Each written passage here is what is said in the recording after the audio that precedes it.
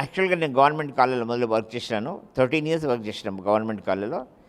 Work చేసేటప్పుడు నాకు అనిపించింది అక్కడ ఈ రెగ్యులర్ కోర్సెస్ ఉండేటివి.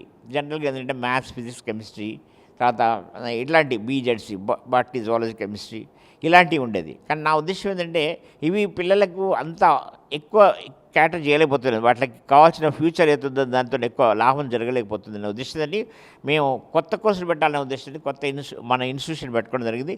స్టార్టింగ్లో నేను 91లో కంప్యూటర్ సైన్స్ పెడితే అందరూ వండర్ అయ్యారు. అసలు కంప్యూటర్ సైన్స్ ఏంటి, మైక్రోబయాలజీ, బయోకెమిస్ట్రీ, కంప్యూటర్ సైన్స్ పెట్టాను ఫస్ట్ 91లోనే.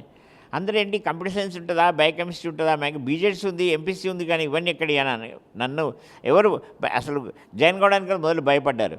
ఎందుకంటే ఈ కోర్సు ఏదో బోగస్ లాగా అనుకోరు. కానీ ఎవరైతే వెనక పోయినరో మళ్ళీ రిటర్న్ వచ్చారో వాళ్ళకి సీట్లు దొరకలే పరిస్థితి అది. మాకు ఇచ్చిన 180 సీట్స్లో 180 సీట్స్ మొత్తం కంప్లీట్ అయిపోయినా మాకు చాలా రష్. మా ఇన్స్టిట్యూషన్ నాతో పాటు చాలా ఇన్స్టిట్యూషన్ వచ్చినప్పటికి కూడా ఒక 5-6 ఇన్స్టిట్యూషన్ నాకుండే రష్ బట్టి పిల్లలకు అర్థమైంది. మేము ఎక్స్ప్లెయిన్ చేసినాం ఈ కోర్సు వల్ల ఇటువంటి లాభం అవుతుంది. అప్పుడు వాళ్ళకు అర్థమైంది కంప్యూటర్ సైన్స్ విషయం ఏంటి. అసలు కంప్యూటర్ సైన్స్ ల్యాబ్, కంప్యూటర్ అనేది చూడోళ్ళు పిల్లలు ఎవరు ఆ టైంలో 91లో. కానీ నేను ల్యాబ్ ఎస్టాబ్లిష్ చేసి పిల్లలకు అన్ని విధాలు నేర్పించి, ఆ కాలంలో నాకు తెలిసిన నా టీచర్స్ అవుతుందో నాతో పాటు వర్క్ చేసిన గవర్నమెంట్ కాలేజ్ టీచర్స్ ఉన్నారు, వాళ్ళ పిల్లలకి కూడా నేను నాకు తెలిసిన నాలెడ్జ్ కంప్యూటర్లో చూపిస్తే నా ల్యాబ్లో కూర్చోబెడితే వాళ్ళు ఆల్రెడీ అయిపోయింది.